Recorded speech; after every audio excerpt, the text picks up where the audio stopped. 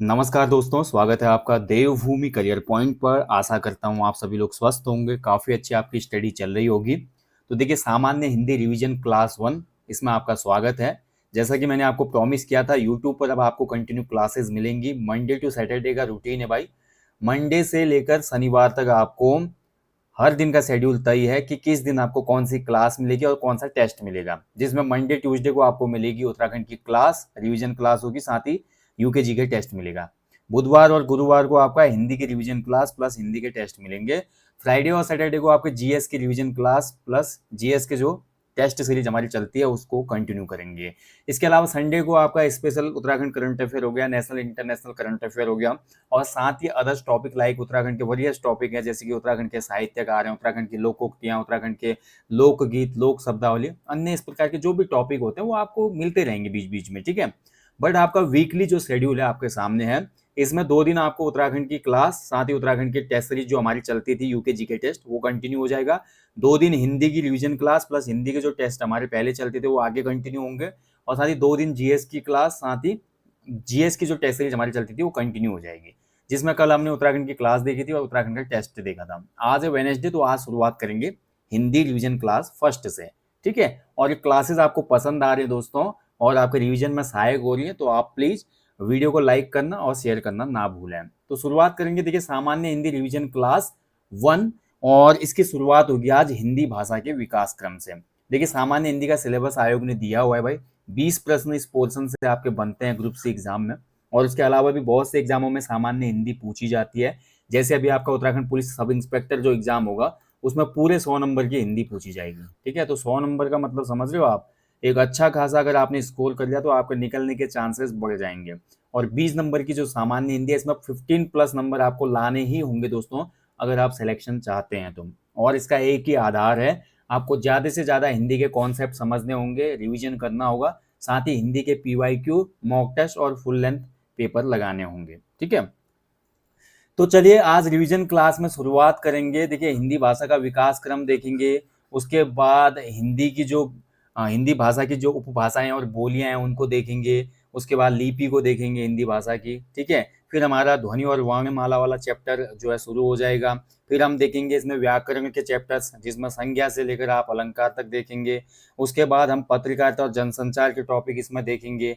उसके बाद हम आगे इसमें देखेंगे हिंदी फ़ॉन्ट वगैरह, कार्यालयी भाषा, और उसके अलावा एक टॉपिक इसमें है पत्र लेखन का। वो सभी टॉपिक हम रिवीजन करेंगे, कवर करेंगे। उसके बाद हमारा लास्ट पोर्शन आएगा कवि परिचय, जिसमें गद्य खंड और पद्य खंड के हमारे जितने भी साहित्यकार हैं उनका भी रिवीजन करेंगे। तो एक अच्छा खासा रिवीजन आपका इन क्लासेस से हो जाएगा, वो भी निःशुल्क।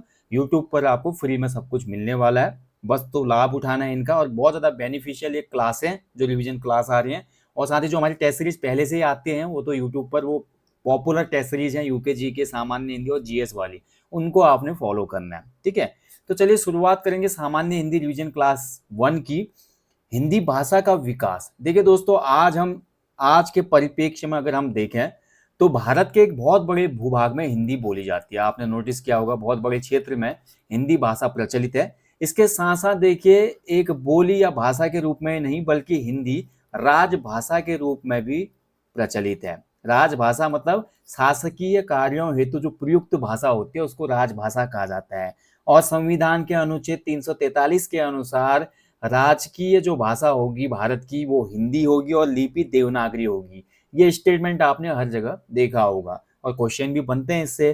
तो इसी में आज हम देखेंगे जो हिंदी हमारी राजभाषा है, शासकीय भाषा है, उस हिंदी का विकास क्रम, एक संक्षिप्त इतिहास देखेंगे इसमें। और जो पॉइंट टू पॉइंट रिवीजन है, जहां से एग्जाम में क्वेश्चन बन सकते हैं, उन्हीं को इंक्लूड किया है। ज्यादा इसमें एक्स्ट्रा में कवर नहीं करूंगा। एक्स्ट्रा आपको बहुत डिटेलिंग वाला कोर्स चाहिए तो फिर आपको हमारे एप्लीकेशन स्टोर पे जाकर पेड कोर्स लेने चाहिए, जिसमें आपका हिंदी, उत्तराखंड जीके वगैरह सब आपको मिल जाता है, ठीक है। ये केवल रिवीजन क्लासेस है, तो पॉइंट टू पॉइंट ही इनका यहाँ पे हम रिवीजन करेंगे। तो सबसे पहले बात करें भैया, हिंदी जो है, हिंदी भाषा जो है ये भारोपीय परिवार की भाषा है। किस परिवार की? भारोपीय परिवार की, ठीक है, ध्यान रखेंगे। अगर देखिए दोस्तों, मैं आपको बोलूं, भारत में 4 भाषा परिवार पाए जाते हैं। एक है भारोपीय, दूसरा है द्रविड़, ठीक है, तीसरा है हमारा ऑस्ट्रिक, और चौथा हमारा हो जाता है इसमें चीनी तिब्बती, ठीक है। ये हमारे भारत में जो 4 भाषा परिवार हैं वो देखने को मिलते हैं, जिसमें सबसे बड़ा या सबसे ज़्यादा बोले जाने वाला जो परिवार है वो भारोपीय परिवार है। और हिंदी जो है वो भारोपीय परिवार की ही भाषा है, ध्यान रखेंगे। और देखिए, एक हिसाब से हिंदी को हम कह सकते हैं कि ये एक प्राचीन आर्य भाषा भी रही है, क्योंकि भारोपीय भाषा है तो आर्य भाषा के रूप में भी हम इसको कहीं न कहीं देखते हैं। आर्य भाषा या आर्यों का जो विकास क्रम था भाषा का, उसको भी हम 3 भागों में बाँटते हैं, ठीक है? पहला है देखिए प्राचीन भारतीय भाषा, ठीक है? प्राचीन भारतीय भाषा। दूसरा इसमें हो जाती है मध्यकालीन आर्य भाषा और तीसरी हो जाती है आधुनिक भारतीय आर्य भाषा, जिसको हम आधुनिक हिंदी के नाम से भी जानते हैं।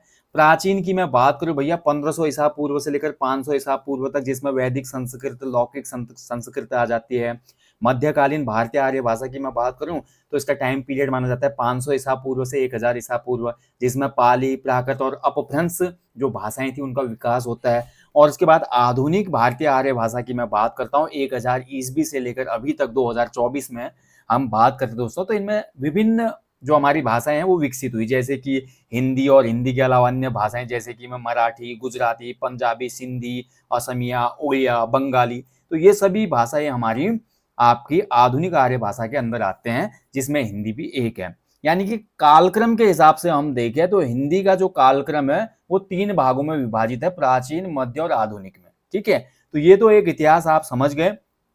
प्राचीन आर्य भाषा में भी हिंदी का बहुत जगह वर्णन होता है, जैसे वैदिक संस्कृत में भी है, उसके अलावा भी प्राकृत भाषा में भी, पाली भाषा में भी बहुत जगह पे उल्लेख है हमारी हिंदी का, ठीक है? तो प्राचीन हिंदी, मध्यकालीन हिंदी और आधुनिक हिंदी, अगर हम इनको फिर कार्यकाल के हिसाब से डालें तो प्राचीन जो हिंदी है भाई, प्राचीन हिंदी का সময়काल माना जाता है। अभी तो हमने प्राचीन आर्य भाषा की बात की, लेकिन हिंदी की बात करूं मैं स्पेशली, तो प्राचीन हिंदी का कार्यकाल माना जाता है, समयकाल माना जाता है 1100 से 1400 ईस्वी।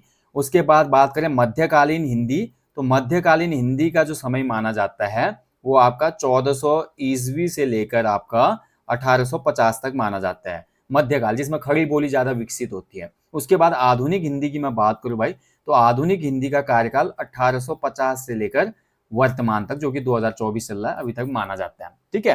तो ये तो हो गया भाई हिंदी का पूरा विकास क्रम। मैंने बोला कि ज्यादा डिटेल में नहीं जाऊंगा, डिटेल में जाके फिर क्लास लंबी हो जाती है। पॉइंट टू पॉइंट हमने रिवीजन करना है, तो ज्यादा इन पे नहीं जाना है हमने। तो हिंदी जो भाषा है ये भारोपीय परिवार की भाषा है।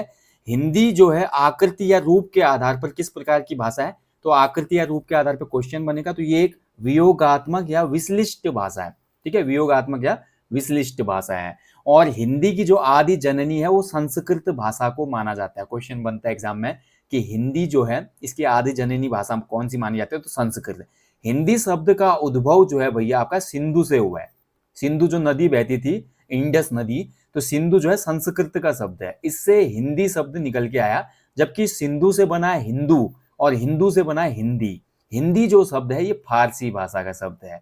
हिंदी फारसी भाषा का शब्द है, ये आपको याद रखना है, ठीक है? और सिंधु से निकला हुआ है, जबकि सिंधु संस्कृत का है। विकास क्रम की मैंने बात की, तो हिंदी की जो आदि जननी है जिससे हिंदी पैदा हुई वो संस्कृत है। और हिंदी का विकास क्रम अगर हम देखें तो सबसे पहले संस्कृत भाषा डेवलप हुई, संस्कृत के बाद पाली भाषा डेवलप हुई, पाली के बाद प्राकृत भाषा डेवलप हुई, फिर अपभ्रंश भाषा डेवलप हुई, फिर अवहट्ट भाषा डेवलप हुई, फिर उसके बाद प्रारंभिक हिंदी, और आज ये पहुंचते पहुंचते आधुनिक हिंदी तक हम पहुंच गए हैं। तो ये हिंदी का विकास क्रम का पैटर्न है, ठीक है? यह कालक्रम है जिससे आयोग हमेशा क्वेश्चन बनाता है भाई, ये आपको याद रखना होगा, इसको आपने रट देना है। पहले संस्कृत आई, फिर पाली आई, फिर प्राकृत आई, अपभ्रंश आई, अवहट्ट आई और फिर हिंदी आई। तो ये है हमारा हिंदी का विकास क्रम, ठीक है? जिसमें अपभ्रंश से अंतिम जो है अपभ्रंश से हिंदी निकलती है। और अपभ्रंश की भी मैं बात करूं भैया, तो अपभ्रंश का जो कार्य, जो अपभ्रंश का काल माना जाता है, ठीक है? अपभ्रंश का जो काल माना जाता है वो 500 ईस्वी से लेकर 1000 ईस्वी तक माना जाता है अपभ्रंश का काल। फिर उसके बाद यहीं से प्रारंभिक हिंदी शुरू हो जाती है। और अपभ्रंश में देखिए एक से कवि हुए, तो इनमें भाई हमारे कुछ क्वेश्चन बन जाते हैं। तो बन सकता है क्वेश्चन कि जो अपभ्रंश का वाल्मीकि है वो किसे कहा जाता है, तो रचनाकार थे स्वयंभू, जिनको अपभ्रंश का वाल्मीकि कहा जाता है, ठीक है? इसके अलावा इसमें धनपाल का नाम उल्लेखित है, सरहपा भी एक नाम है जो कि हमारे अपभ्रंश से रिलेटेड हैं। तो सरहपा, और एक नाम और याद रखो आप, कणहपा, ठीक है? कणहपा। तो ये सभी अपभ्रंश टाइम पीरियड के क्या है हमारे बोल सकते हैं कि उस टाइम की ये लेखक हैं, रचनाकार हैं, ठीक है, ध्यान रखेंगे। तो अपभ्रंश का वाल्मीकि कहा जाता है स्वयंभू को। इसके बाद देखिए हिंदी में जो है अपभ्रंश के भी भेद हैं, अलग अलग अपभ्रंशों से अलग अलग भाषाओं ने जन्म लिया है। तो कौन कौन से अपभ्रंश होते हैं, नीचे आप अपभ्रंश के प्रकार देख सकते हैं। सबसे पहला जो है इसमें सौरसेनी, जो हमारी हिंदी निकली है, या हम जैसे उत्तराखंड में भी अगर बात करें, उत्तराखंड में 3 प्रकार की पहाड़ी विकसित हैं, जैसे कि पूर्वी पहाड़ी जिसमें नेपाली और खसकुरा बोली आती है, मध्य पहाड़ी जिसमें कुमाऊनी और गढ़वाली आती है, और इसके अलावा आपका पश्चिमी पहाड़ी जिसमें सिरमौरी अन्य बोलियां जौनसारी वगैरह आती हैं। तो सौरसेनी से ही, अपभ्रंश से ही ये बोलियां भी विकसित हुई हमारे। तो इसलिए बात करें दोस्तों, देखिए आप, जो हमारी सौरसेनी है इससे पश्चिमी हिंदी निकली है, राजस्थानी इसी से निकली है, गुजराती इसी अपभ्रंश से निकली है। अर्धमागधी अपभ्रंश से हमारी पूर्वी हिंदी का विकास हुआ है। अभी हम इनकी बोलियां देखेंगे नेक्स्ट चैप्टर में, कौन सी अपभ्रंश से किसका विकास हुआ और उनकी बोलियां कौन कौन सी हैं, ये हम नेक्स्ट चैप्टर में देखेंगे। एक ही चैप्टर में ज्यादा लाऊंगा कंटेंट तो खिचड़ी बन जाती है दिमाग में, आपका रिवीजन अच्छा नहीं होगा, ठीक है। तो अर्धमागधी से पूर्वी हिंदी उत्पन्न हुई। वहीं मैं बात करूं मागधी अपभ्रंश, तो बिहारी, उड़िया, बंगला, असमिया, ये सभी मागधी अपभ्रंश की भाषाएं हैं। खस अपभ्रंश से पहाड़ी का उदय हुआ, जैसा कि मैं बता चुका हूं आपको, जिसपे सौरसेनी का प्रभाव देखने को मिलता है। देखिए तभी क्वेश्चन, देखिए कई बार हमारा क्या होता है कि कंफ्यूजन क्रिएट होता है। कुमाऊनी गढ़वाली जो हमारी बोलियां हैं, इनका जो विकास माना जाता है या उत्पत्ति सौरसेनी से ही मानी जाती है। अब जो खस है, खस से भी मानते हैं कुछ विद्वान, लेकिन खस जो हमारी अपभ्रंश है, खस पे हमारा सौरसेनी का ही प्रभाव देखने को मिलता है, ठीक है। इसके बाद देखिए ब्राचक अपभ्रंश से पंजाबी का विकास हुआ, और पंजाबी की जो लिपि है नेक्स्ट चैप्टर में पढ़ेंगे, गुरमुखी लिपि होती है। महाराष्ट्री जो हमारी अपभ्रंश है, इससे मराठी भाषा का यहाँ पे उत्पत्ति होती है। तो ये है भाई हिंदी के कुछ प्रमुख अपभ्रंश और इनसे उत्पन्न होने वाली भाषाएं, ठीक है। आधुनिक जो भारतीय आर्य भाषाएं हैं, कौन कौन से अपभ्रंश से कौन सी भाषाएं निकली, तो ये आपको याद रखनी है। हमारा जो है भैया पश्चिमी हिंदी में आता है, इस चीज का ध्यान रखना है आपने। पश्चिमी हिंदी के अंतर्गत हमारी कुमाऊनी, गढ़वाली, जौनसारी और नेपाली, सिराली, अस्कोटी, ये जितनी भी बोलियां ये सभी इसी के अंतर्गत आते हैं। यानी कि सौरसेनी अपभ्रंश पश्चिमी हिंदी के अंतर्गत इनको रखा जाता है। हालांकि कुछ किताबों में आपको खस भी देखने को मिलेगा। अधिकांश विद्वान मानते हैं खस जो है हमारा अपभ्रंश, इससे पहाड़ी जो भाषाएं हैं वो विकसित हुई हैं, ठीक है, जिसमें नेपाली का स्पेशली जिक्र किया जाता है। तो ये तो हो गए भाई अपभ्रंश के प्रकार। अब इसके बाद जैसे मध्यकाल आता है दोस्तों, तो मध्यकाल में जो हिंदी है, क्योंकि मैंने आपको बता दिया हिंदी का जो आधुनिक, जो मध्यकालीन हिंदी थी, मध्यकालीन हिंदी का विकास काल माना जाता है लगभग 1400 से 1850 तक। तो इस बीच में देखिए हिंदी विभिन्न विभिन्न रूपों में काफी ज्यादा पॉपुलर हुई राइटरों के बीच में, जैसे कि अमीर खुसरो, जिसको तोताए हिंद कहा जाता है, आपको पता ही है। अमीर खुसरो ने भाई हमारा हिंदवी या हिंदी शब्द का पहली बार उल्लेख किया। क्वेश्चन आ सकता है किस मध्यकालीन लेखक ने सबसे पहली बार हिंदी या हिंदवी शब्द का प्रयोग किया था, ठीक है। तो ये हमारा हो जाता है अमीर खुसरो। उसके बाद देखिए हमारा हिंदी का, देखिए आपको बहुत जगह रचनाकार देखने को मिलेंगे। ब्रज भाषा में उस समय आपको बहुत से रचनाकार निकले, अवधि में आपकी रचनाएं होने लगी। उसके बाद देखिए खड़ी बोली में, जैसे कि मैं कुछ नाम लूँ खड़ी बोली के, जैसे सरहपा का मैंने नाम लिया। उसके अलावा जयदेव, नामदेव, रामानंद नाम जो हमारे संत हुए, कबीर के गुरु थे, इन सभी ने हमारी खड़ी बोली में रचनाएं दी, दोहे वगैरह लिखे। यानी कि हिंदी का डेवलपमेंट यहाँ पे हमको देखने को मिलता है। उसके बाद मध्यकाल में जैसे मैं बात कर रहा हूँ, ये आपका अमीर खुसरो हो गया, और अन्य भी बहुत से ब्रज भाषा में भी बहुत सी रचनाएं, जैसे कि सूरदास की रचनाएं जो है, रस खान की, मीराबाई की, अष्टछाप के जो जहाज हैं 8 कवि, उन्होंने हिंदी को डेवलप करने का काम किया, ठीक है। इसके बाद भाई हमारा आधुनिक काल में तो हिंदी बहुत अच्छे से विकसित हो जाती है। अब जॉर्ज गियर्सन नामक जो हमारा भाषा विद्वानी है, इसने हिंदी को आम बोलचाल की भाषा भी संबोधित किया। ऐसे स्टेटमेंट भी कई बार पूछ लेता है कि किस व्यक्ति ने हिंदी को आम बोलचाल की भाषा कहा था, तो ये हमारा जॉर्ज ग्रियर्सन ने बोला था, ठीक है, ध्यान रखेंगे। तो ये कुछ महत्वपूर्ण पॉइंट भाई हिंदी के। फिर उसके बाद देखिए हिंदी में बहुत से युग आते हैं, जैसे आधुनिक हिंदी में हम जाते हैं, जैसे कि पूर्व भारतेंदु युग आता है, उसके बाद हमारा भारतेंदु युग आ जाता है, फिर हमारा द्विवेदी युग आता है, छायावाद का काल आता है, जिसमें बहुत सी उत्कृष्ट रचनाएं जन्म लेती है। तो हिंदी डेवलप होने लगती है बहुत बढ़िया तरीके से। और उत्तर भारत का जो एरिया था ना, भूभाग था, इसमें हिंदी बहुत ज्यादा प्रचारित और प्रसारित होने लगी, ठीक है, प्रचारित प्रसारित यहाँ पे ज्यादा होने लगी, बड़ा भूभाग इसको बोलने लगा, तो केंद्र दिल्ली था, एक हिसाब से राजधानी दिल्ली रही। तो जितने भी विद्वानी थे या जो भी बुद्धिजीवी वर्ग था, ये भी चाहते थे कि हिंदी को राष्ट्रभाषा बनाया जाए। लेकिन आज तक दोस्तों राष्ट्रभाषा के तौर पर हिंदी विकसित नहीं हो पाई। ठीक है, हालांकि बहुत बड़े भूभाग में बोली जाती है, लेकिन हिंदी को राष्ट्रभाषा का दर्जा नहीं है। हिंदी केवल और केवल राजभाषा है। राजभाषा का मतलब होता है शासकीय, गवर्नमेंट के जो काम होंगे उन डॉक्यूमेंट में प्रयुक्त होने वाली भाषा। और राष्ट्रभाषा का मतलब होता है कि एक ऐसी भाषा जिसको पूरे देश के लिए संविधान के द्वारा निर्धारित किया जाए। बट ऐसा कुछ नहीं है। भारत में भाई 22 भाषाओं को मान्यता प्राप्त है, तो इन 22 भाषाओं को 8वीं अनुसूची के द्वारा मान्यता प्राप्त है। तो वो 22 भाषाएं हमारी सब जगह वैलिड है। ऐसा कोई एक पार्टिकुलर लैंग्वेज नहीं है अभी तक हमारी जो नेशनल लैंग्वेज हो। ठीक है, चलिए ये तो हो गया भाई हिंदी का विकास, हमने देख लिया आधुनिक युग तक संक्षिप्त में। अब इसके बाद देखिए राजभाषा के रूप में हिंदी का विकास भी देख लो भैया। अब देखिए भैया, हमारा देश आजाद हो गया था 15 अगस्त तो 1947 को। 1947 को जब देश आजाद हुआ तो एक बड़ा वर्ग जो था हमारा उत्तर भारत का, वो हिंदी बोलता था। तो यहाँ पर देखिए हमारी संविधान सभा का निर्माण हो गया था पहले ही। उसके बाद बुद्धिजीवियों की आपस में बैठक हुई। कुछ बुद्धिजीवी चाहते थे कि हिंदी को राजभाषा नहीं बनाया जाए। देखिए अगर मैं बात करूं कि देखिए इनके सपोर्ट में कौन कौन थे, क्वेश्चन ये भी बनता है ना कई बार, जो हमारे बड़े बड़े नेता थे उनमें से कौन इसमें सपोर्ट में थे। तो सपोर्ट की बात करें तो बहुत थे, जैसे कि बाल गंगाधर तिलक हो गए हमारे, इसके अलावा गोविंद वल्लभ पंत जी हो गए, महात्मा गांधी जी हो गए। बड़े बड़े ऐसे नाम थे जो चाहते थे कि हिंदी को भारत की राजभाषा बनाया जाए। लेकिन कुछ ऐसे लोग भी थे जो नहीं चाहते थे कि हिंदी राजभाषा के रूप में निर्धारित हो, जैसे कि चक्रवर्ती राजगोपालाचारी। ठीक है, राजगोपालाचारी ने तो ये भी बोल दिया था कि हिंदी भारत की राष्ट्रभाषा तो है ही, और जनतांत्रिक रूप में भारत की राजभाषा भी होगी, लेकिन सभी राज्यों को ये लादने के लिए दिया जाए तो ये अच्छा नहीं है। ठीक है, हम मानते हैं कि ये बड़े पैमाने पे बोली जाती है, लेकिन ऐसा नहीं होना चाहिए ना कि सभी लोगों पे थोपी जाए, राज्यों पे थोपी जाए। तो ऐसे चक्रवर्ती राजगोपालाचारी ने कहीं ना कहीं इसको एक्सेप्ट नहीं किया था। इसके अलावा और भी बड़े बड़े नाम थे भाई, जैसे कि सुनीति कुमार चटर्जी थे, उन्होंने भी भैया इसको हिंदी को एक्सेप्ट करने से मना किया था। ठीक है, तो कुछ ऐसे नाम थे। हिंदी के समर्थकों की मैं बात करूँ तो इसमें पुरुषोत्तम दास टंडन जी हो गए, और गांधी जी हो गए, गोविंद वल्लभ पंत जी हो गए, और इसके अलावा किशोरी दास वाजपेयी जी हो गए। ठीक है, रामविलास शर्मा हो गए, बड़े बड़े नाम बता रहा हूँ। सूर्यकांत त्रिपाठी निराला जी भी चाहते थे।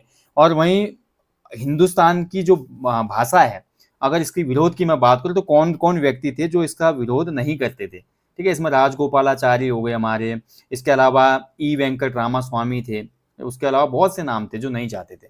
तो ये सब चीजें तो होती रही, लेकिन फाइनली क्या हुआ कि 14 सितंबर 1949 को भारत की राजभाषा के तौर पर हिंदी को यहाँ पर निर्धारित कर दिया गया। ठीक है, यानी कि राजभाषा के रूप में हिंदी लागू हो गई 14 सितंबर 1949 से।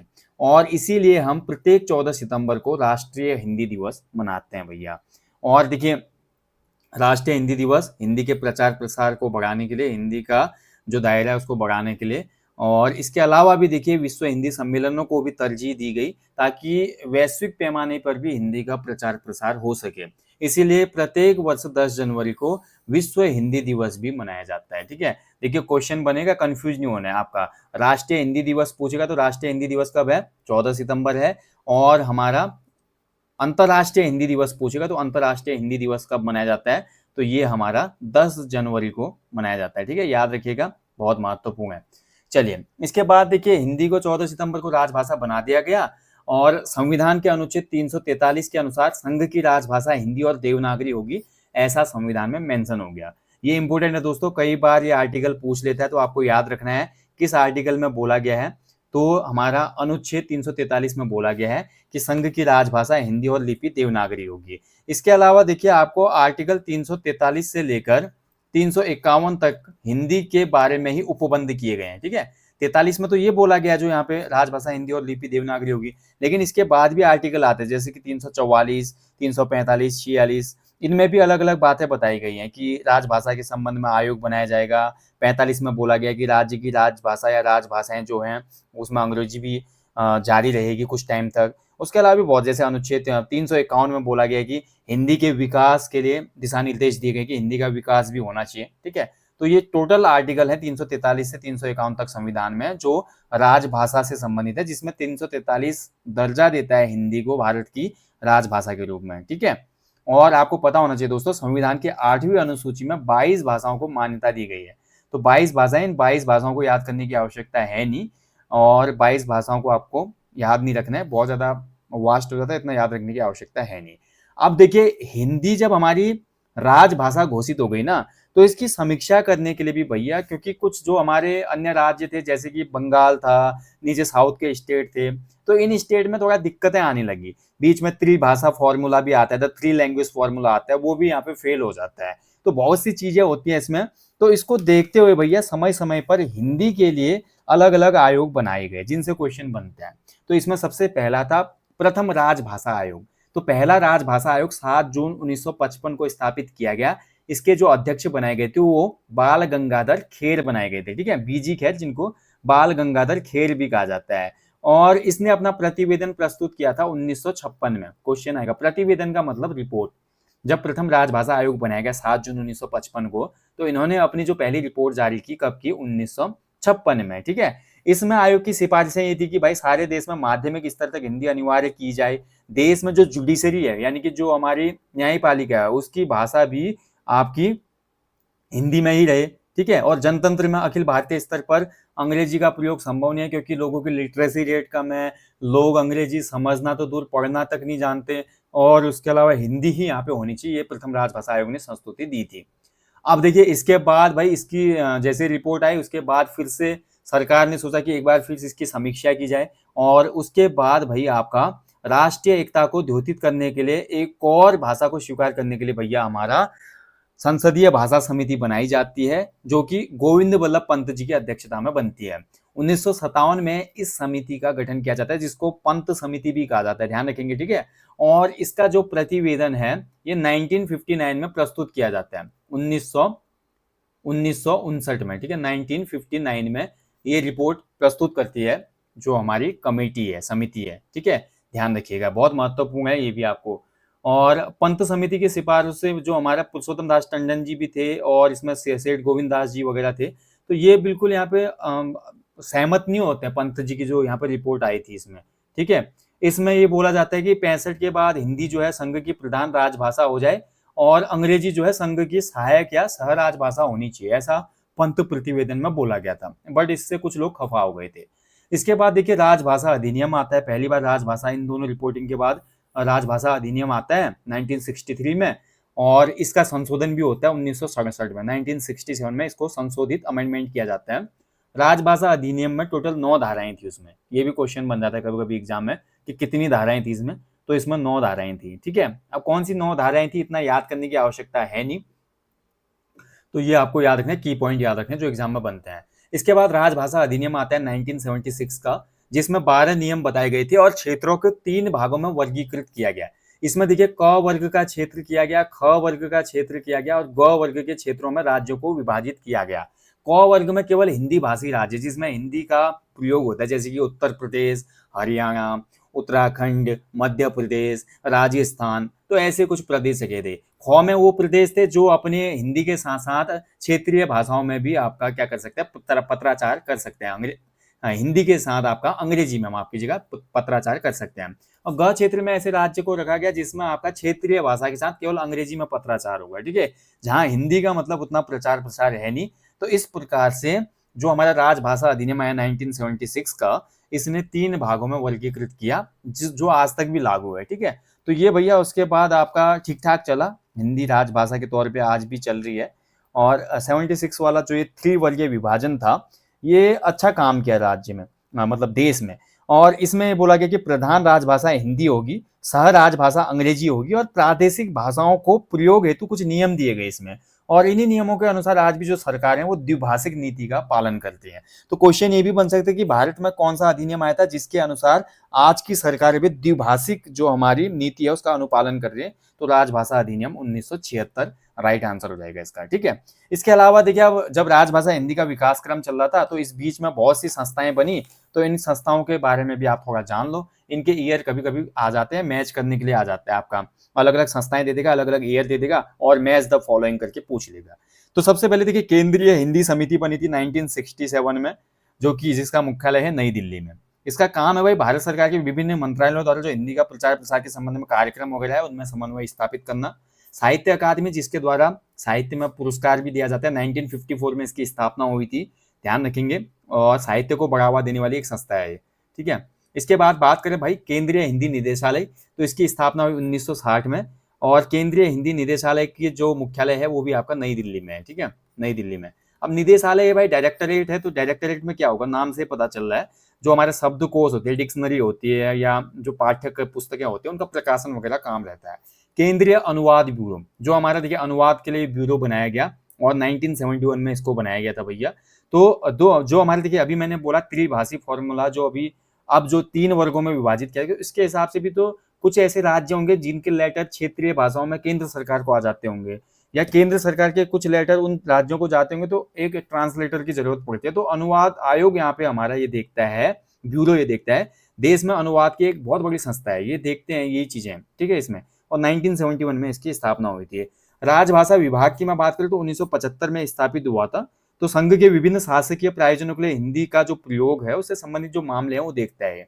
इसके बाद बात करें राजभाषा विधायी आयोग, जो विधायी आयोग जैसा कि नाम से पता चल रहा है, तो इसमें कानूनों के हिंदी पाठ का निर्माण होता है। जो भी हमारे कानून बनते हैं, जैसे अभी भारत के नए कानून आए ना 1 जुलाई 2024 से लागू हुए, तो इन कानूनों को भाई समीक्षा जो करेगा विधायी आयोग करेगा, इनमें जो शब्द प्रयोग किए जाते हैं उनकी।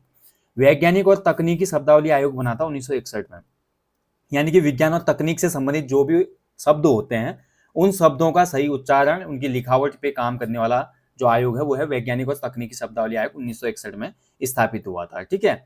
ऐसे ही बात करें दोस्तों national book trust, national book trust इसकी स्थापना हुई थी 1957 में, ठीक है। नेशनल बुक ट्रस्ट ये बहुत बड़ा ट्रस्ट है, शिक्षा विज्ञान साहित्य की जो बड़ी बड़ी किताबें होती है उनका प्रकाशन बहुत कम मूल्य पे करता है नेशनल बुक ट्रस्ट। इसके अलावा देखिए अन्य भी कुछ संस्थाएं हैं जिनके बारे में मैं बात करूंगा, आप नोट कर लेना इनको, फटाफट रिवीजन है भाई क्लास, तो फटाफट ही करेंगे। जैसे कि मैं बात करूं दोस्तों, इसके अलावा हमारा जो प्रकाशन विभाग था, भारत में प्रकाशन विभाग कब स्थापित हुआ, तो प्रकाशन विभाग की स्थापना हुई थी 1941 में, ठीक है। इसके अलावा बात करते हैं भाई फिल्म विभाग, भारत में फिल्म विभाग की स्थापना कब हुई, तो फिल्म डिवीजन बनी थी 1948 में। इसके अलावा बात की जाए आपका आकाशवाणी, बहुत इंपॉर्टेंट है देखिए आकाशवाणी, ऑल इंडिया रेडियो को आकाशवाणी नाम किसने दिया, सुमित्रा नंदन पंत जी ने दिया। आकाशवाणी कब स्थापित हुआ था 1957 में, ठीक है। जो हमारे पंत जी हैं सुमित्रा नंदन पंत जी, उन्होंने ये नाम दिया इसको। और दूरदर्शन की शुरुआत कब से हुई भारत में, तो दूरदर्शन की शुरुआत मानी जाती है भारत में 1976 से, ठीक है, ठीक है। ये आपका टोटल हो गया भाई। और इसके अलावा भी भाई और भी कुछ यहाँ पे रह गए होंगे पॉइंट, जो मैं कोशिश करूंगा कि अगले वाले टॉपिक में आपका उनको ले आऊं, जो कि पार्ट 2 होगा इसका, जिसमें हम देखेंगे हिंदी की उपभाषाएं और बोली। अगर कुछ पॉइंट रह गए होंगे तो उनको पहले हम कवर करेंगे। देखिए इसी बीच आपका देखिए आधुनिक युग जब चल रहा था हिंदी में, जो संबंधी कुछ विविध तथ्य हैं इसके वो मैं बता दूं। हिंदी हिंदू हिंदुस्तान का नारा भी बहुत प्रचलित हुआ था उसमें, और ये नारा देने वाले व्यक्ति थे प्रताप नारायण मिश्र। ध्यान रखेंगे दोस्तों, भारतेंदु हरिश्चंद्र के घनिष्ठ सहयोगी थे और पत्रकार थे पेशे से प्रताप नारायण मिश्र, और इन्होंने ये नारा दिया था हिंदू हिंदुस्तान। कभी कभी क्वेश्चन ये भी बनता है कि हिंदी को राष्ट्रभाषा बनाने का पहला विचार किस प्रांत में निकला था, कौन सा प्रांत था जहां पर ये बोला गया कि हिंदी को राष्ट्रभाषा बनाया जाए। आप बहुत शॉक्ड हो जाएंगे, ये प्रांत था बंगाल। बंगाल में ये विचारधारा उत्पन्न होते हैं कि भारत की राष्ट्रभाषा हिंदी बनाई जाए भाई, ठीक है। बाकी हिंदी के समर्थक कौन थे वो मैं आपको बता चुका हूँ, हिंदी को किसने समर्थन नहीं दिया वो भी मैं आपको बता चुका हूँ। और हिंदी जो है आम बोलचाल की भाषा है ऐसा किसने बोला है, जॉर्ज ग्रियर्सन ने बोला है, ठीक है। तो ये था दोस्तों आज सामान्य हिंदी रिवीजन क्लास भाग 1। मैंने पूरी कोशिश की कि जो पॉइंट टू पॉइंट फैक्ट है उनको आपको याद करा दूं, और ऐसे ये क्लास आपको आगे मिलती रहेगी और बहुत ज़्यादा हेल्पफुल और बेनिफिशियल रहेगी आगामी ग्रुप सी एग्जाम और अन्य सभी एग्जाम्स में जहां पर सामान्य हिंदी के प्रश्न बनते हैं। अगले अंक में देखेंगे भैया आपका हिंदी की उपभाषाएं और बोलियां। यहीं पर इस सेशन को विराम देता हूं, बाकी जो इन सेशनों के साथ टेस्ट सीरीज हमारी चल रही है उसको भी आप यूट्यूब पर जो यूट्यूब पर टेस्ट सीरीज चलती है उनको फॉलो करना। बाकी जिन लोगों का एग्जाम है भाई अभी आर मेंस का, इसमें आपके लिए कोर्स है एप्लीकेशन स्टोर पे, जिसमें आपका जीएस के टेस्ट, मॉक टेस्ट और आपका हिंदी के जो सेकंड पेपर है उसके पेपर आपको दिए जा रहे हैं विद आंसर की। इसके अलावा ग्रुप सी के लिए तो महाकुंभ चल ही रहा है टेस्ट का, 100+ इसमें आपको ग्रुप सी के फुल लेंथ प्रैक्टिस सेट मिलेंगे, फुल लेंथ पेपर होंगे, बाइलिंगुअल होंगे। देखिए आप जो भी नए टेस्ट आ रहे हैं मैं उन सभी को बाइलिंगुअल बना रहा हूँ ताकि अंग्रेजी भाषा वाले बच्चे भी लाभ उठा सकें।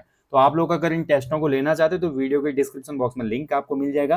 मैं आपको जल्दी मिलता हूँ नेक्स्ट वीडियो में, नेक्स्ट टॉपिक में। अपना ध्यान रखिएगा दोस्तों। हमेशा की तरह जाने से पहले बोलूंगा, अपने जीवन में कम से कम एक पेड़ लगाएं और लोगों को भी इसके लिए अवेयर करें, मोटिवेट करें। Thank you for watching. जय हिंद, जय देवभूमि।